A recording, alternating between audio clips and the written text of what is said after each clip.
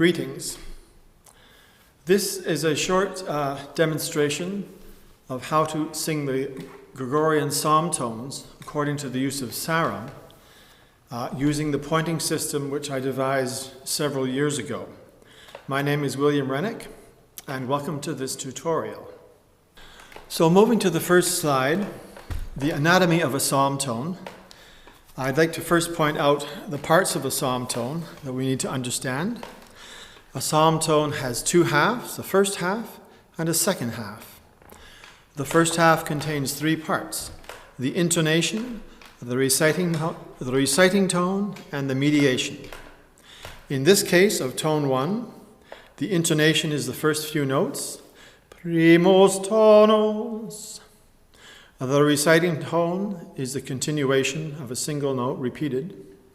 Tono sic incipitor et sic medi.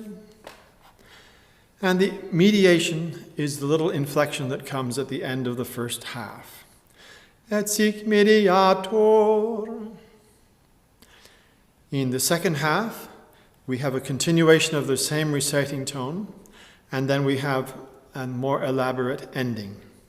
The reciting tone, adque, and the ending, sic finitur. And so those are the parts of the musical parts of a psalm tone. We also have the words to consider. And if we look at the words Gloria Patri et Filio et Spiritui Sancto, and so on, we'll have to understand that they have accents. There's an accent structure that needs to be coordinated with the musical structure. And so in Gloria Patri et Filio, we have an accent on Gloria, an accent on Patri, and an accent on Filio. In the second half, accent on Ritui, and accent on Sancto. And these are shown in the example. Now, I have come up with a system of diacritical marks which are used so that we can accommodate the music of the psalm tone to the text of the psalm.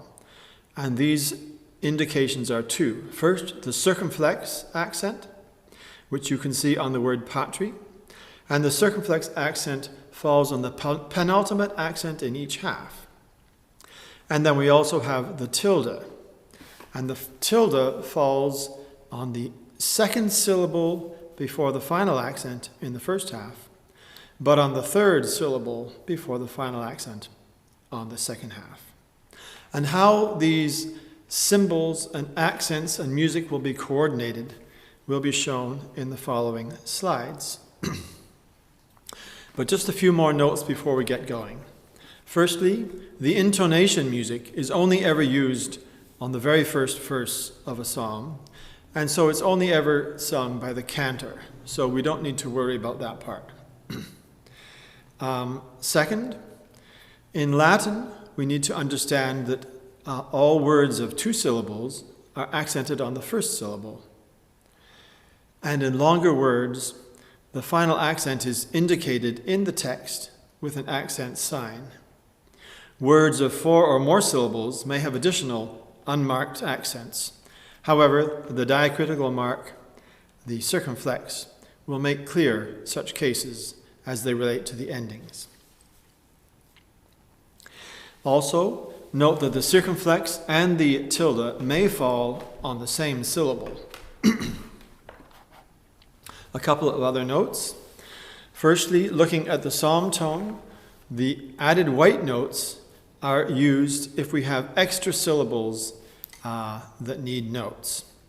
So, for example, when we come to Filio, Gloria Patri et Filio, we would use the little white note for the accent of fi, Filio. So it comes out this way: Gloria Patri et Filio, fi being that little white note,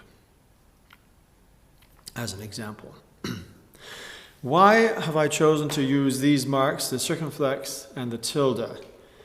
Well, what we're trying to achieve here is a notation system that will allow us to sing any psalm to any one of the 8 Gregorian modes without having to notate different symbols or different additions for each of the 8 tones for each psalm.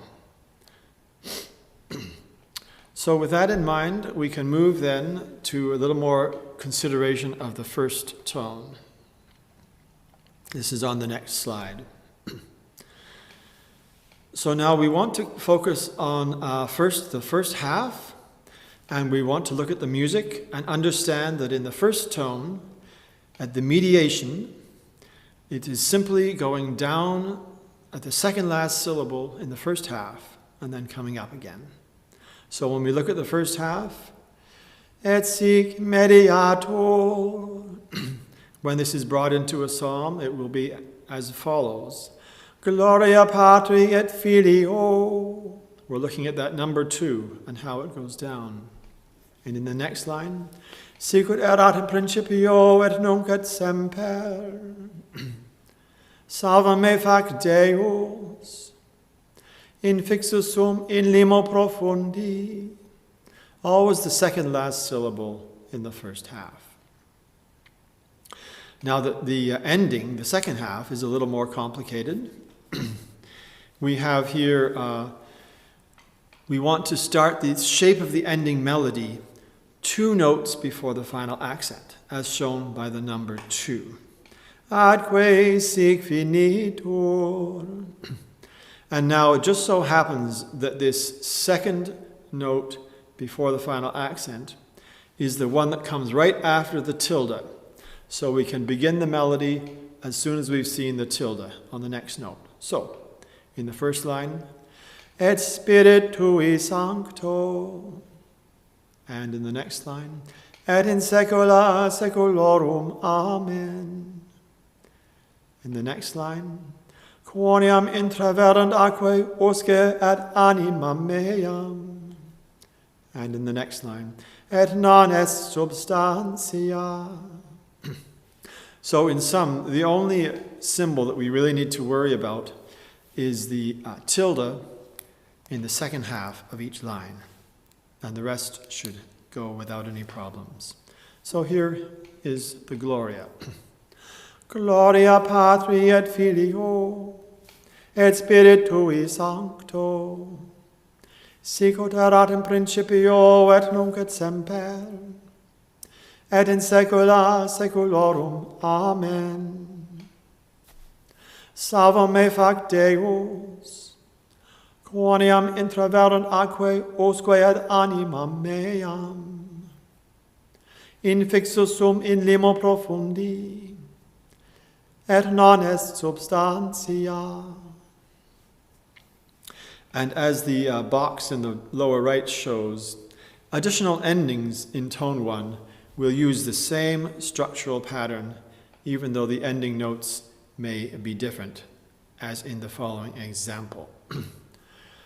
Gloria Patri et Filio et Spiritui Sancto. So the syllables will still end up in the same places, even if the musical ending is a little different. So we can now move along to tone 2. And tone 2 has different parameters.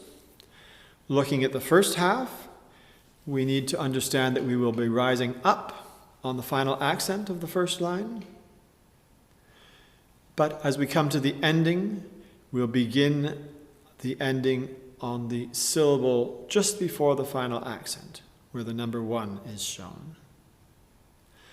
Secundus tono sic incipitur et sic mediatur, atque sic finitur. So, up on the final accent in the first half, here's Gloria Patri. Gloria Patri et Filio, sicut erat in principio et nunc et semper. Salva me fac Deus, infixus sum in limo profundi, and so on. And the ending, we need to understand where that final accent will be, and we take the note, the syllable right before it, or you can think of it as the second syllable after the tilde. et Spiritui Sancto, et nunc et semper, et in saecula saeculorum. Amen. Quoniam intraverunt aquae usque ad animam meam, et non est substantia. So here are a few verses complete. Gloria Patri et Filio, et Spiritui Sancto, sicut erat in principio, et nunc et semper, et in saecula saeculorum. Amen. Salva me fac Deus, quoniam intraverunt aquae usque ad animam meam, infixus sum in limo profundi, et non est substantia. So moving on to tone 3. Turning to the third tone, we see that the mediation begins when we come to the circumflex on the second accent before the end of the first half. Tertius tono sic incipitor et sic mediator. So as we follow the circumflex through the text, Gloria Patri, Gloria Patri et Filio, sicut erat in principio et nunc et semper, salva me fac Deus, infixus sum in limo profundi. We're always looking for the circumflex. And in the second half, we're looking for the syllable which is 2 before the final accent. And this is the syllable that comes right after the tilde. Atque sic finitur. So, Et Spiritui Sancto, et in saecula saeculorum. Amen. Quoniam intraverunt aquae usque ad animam meam, et non est substantia. So we can put this together.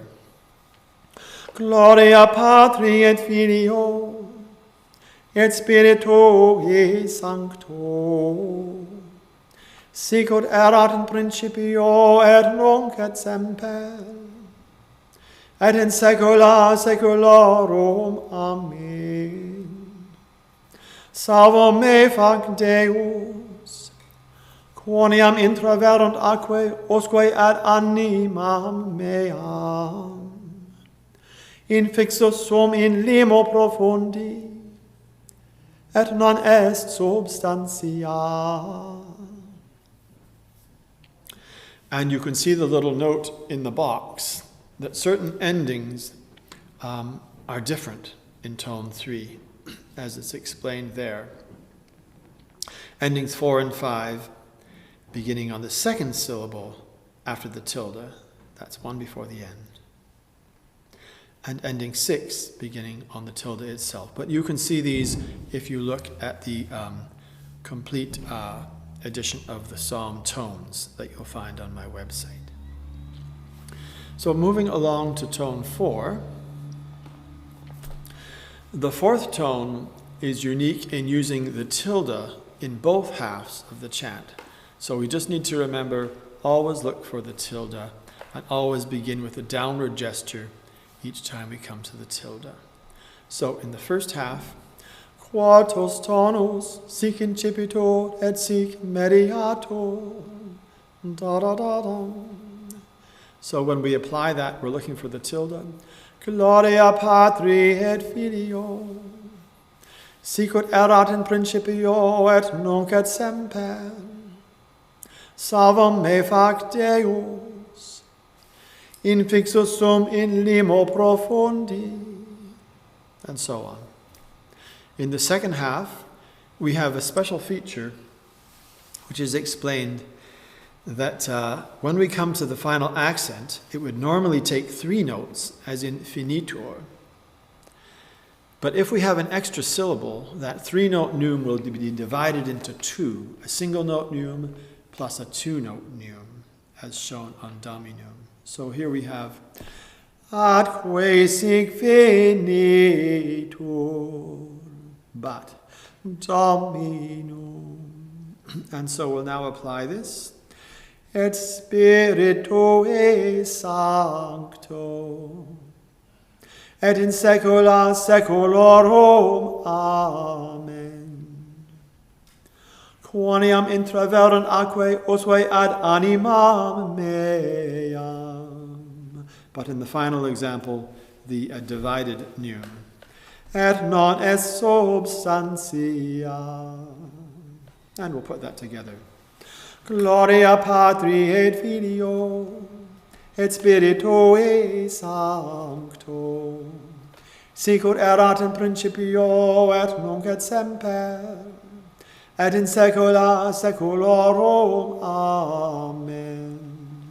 Salvum me fac Deus, quoniam intraveran aquae usque ad animam meam, infixo sum in limo profundi, et non est substantia. You will understand that the additional diacritical marks that I've added above these texts are just to make clear exactly which parts we're focusing our attention on. But in the addition itself, you would just see the circumflex and the tilde and the accent symbols, the regular ones. And then we have the nota bene in tone 4 ending 6. The ending falls on the final syllable. And so there are different endings for tone 4, ending 6, 7, 8, and 9 as well, which you can read about in the full edition. So moving on to tone 5. Tone 5, we're looking at the final accent in the first half, where we go up. And in the second half, we're looking for the circumflex, where again we begin with an upward gesture. Quintos tono sic incipitor et sic mediator. So that becomes Gloria Patri et Filio, sicut erat in principio et nunc et semper. Salvum me fac Deus, infixo sum in limo profundi. And the second half going up at the circumflex and up again on the final accent as is shown. Atque sic finitur Becomes et Spiritui Sancto, et in saecula saeculorum. Amen. Quoniam intraveran aquae usque ad animam meam, et non est substantia. And so we can put that together. Gloria Patri et Filio et Spiritui Sancto, sicut erat in principio et nunc et semper, et in saecula saeculorum. Amen. Salvum me fac Deus, quoniam intraverat aquae usque ad animam meam, infixo sum in limo profundi, et non est substantia. So as is summarized below, in tone 5, the only diacritical mark we're looking for is the circumflex in the second half. In the first half, we're looking for the final accent. And again, in tone 5, nota bene, ending 2 has a different structure, as is indicated.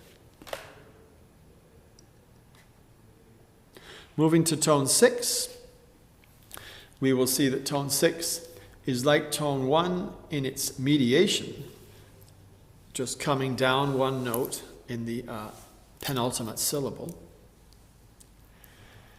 And it's also like tone 1 in the second half, in that the motion begins on the second syllable before the final accent. So it is quite easy to confuse tone 6 and tone 1. They're quite similar. Sextus tono sic incipitor et sic mediator. So, Gloria Patri et Filio, sicut erat in principio et nunc et semper.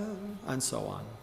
And the ending, atque sic finitur, et Spiritui Sancto, et in saecula saeculorum. Amen. Always looking for that second syllable before the end, before the final accent.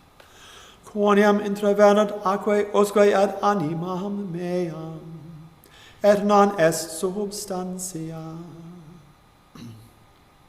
And as it says, in tone 6, the only diacritical mark that matters is the tilde in the second half, because we will begin the ending right after the tilde.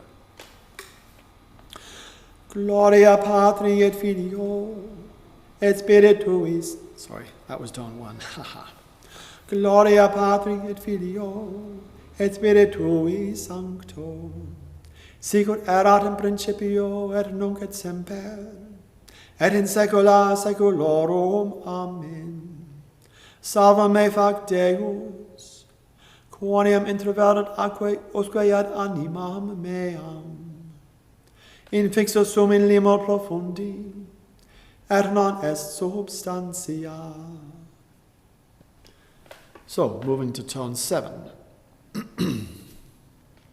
In tone 7, we're looking for the circumflex accent in the first half and again in the second half. We need circumflex in both halves. You can see that in the first half we rise up a third, and in the second half we rise up only a step. Septimus tono sic incipitur et sic mediator, atque sic finitur. So here is the first half for Gloria Patri. Gloria Patri et Filio, and it's sicut. Sicut erat in principio et nunc et semper. Salva me fac Deus, infixo sum in limo profundi. A very distinctive gesture. And the second half rising up only a step. Atque sic finitur, et Spiritui Sancto, et in saecula saeculorum. Amen. Quoniam intraveran aquae usque ad animam meam, et non est substantia. So once again, in tone 7, we need to move on the circumflex in each half. Moving on to tone 8.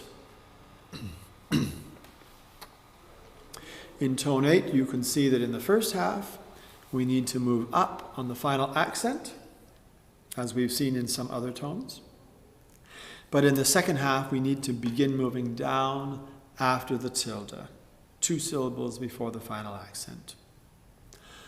Octavus tono sic incipitur et sic mediator, atque sic finitur. So the first half, Gloria Patri et Filio, sicut erat in principio et nunc et semper. Salva me fac Deus, infixo sum in limo profundi. But in the second half, moving after the tilde. Atque sic finitur. So, et Spiritui Sancto, et in saecula saeculorum. Amen. Quonem interverat aquae usque ad animam meam, et non est substantia. And putting it together. Gloria Patri et Filio, et Spiritui Sancto, sicut erat in principio et nunc et semper, et in saecula saeculorum. Amen. Salva me fac Deus, quonem interverat aquae usque ad animam meam, infixo sum in limo profundi, et non est substantia. So in sum, looking at tone 8, the diacritical mark that really matters is the tilde in the second half, and we move on the note after the tilde. So now I want to consider briefly what happens when we have short lines of text. When a line of text is too short to accommodate all or part of the mediation or of the ending, only the final part of that inflection can be accommodated by the text that's used. And so perhaps the verse will begin partway through the inflection. So we can look at the second half of this verse, inclina ad me autem tuam, et salva me. Et salva me really has only one accent on sal. So there's only room for one piece of inflection before that final accent. So if we were to take tone 1, which goes like this, da da da da da da da da dum, da da dum, that's the salva. Salva me. So da da da da dum, et salva me, et salva me. So the whole of tone 1 would be inclina ad me autem tuam, et salva me. In tone 2, we would go this way. Et salva me. Beginning right on the inflection. Inclina ad me autem tuam, et salva me. Like that. So we need to be aware of those. And how you will know that one of these is coming up is that you will see there are no diacritical signs included. So you'll know that there's an issue. In the next example, Deus converte nos, you will see that the diacritical mark begins on the very first syllable, meaning that there will be no recitation note. Only the ending will be there. If we think of tone 7, which begins with the circumflex, the regular reciting tone and mediation would be this. Da, da, da, da, da, da, da, and we need to begin on the high part. Da, da, da, da, Deus converte nos, Deus converte nos, et estende faciam tuam et salvi erimus. But of course, for other tones that don't use that circumflex, 3 also uses it, but the other ones don't. There'll be room for at least one note of the recitation before we move to the ending.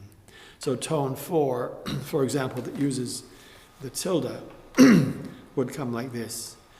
Deus converte nos, et estende faciam tuam, et salvi erimus. So that gives you an idea of how these work. And so that really concludes the tutorial. The rest of it, of course, is practice. And I just would like to finish this off by mentioning a couple of links that might help you. I'd like to turn your attention to my website, the Sarum Rite, sarum-chant.ca, where under the tab Quick Links, you can find an explanation of the pointing system for singing the psalms in Latin and in English. I might mention that English is a little more complicated because English does not have such a regular series of strong and weak syllables as the Latin does. But it can be done and it works beautifully. You'll also find at the same place the document that contains all of the Sarum psalm tones, whether in Latin or in English, so that you can study them. You will also find on my website all of the psalms pointed under the Psalter or Psalterium in the breviary, English or Latin. They're presented there as they are arranged to be sung through the days of the week, from Sunday through to Saturday, followed by Vespers and Compline psalms. And you may also be interested in purchasing some of my books that include the psalms pointed for singing. These are also available through the website, and they're part of an ongoing publication series that is being added to continually. I hope you found this tutorial useful, and I thank you for watching.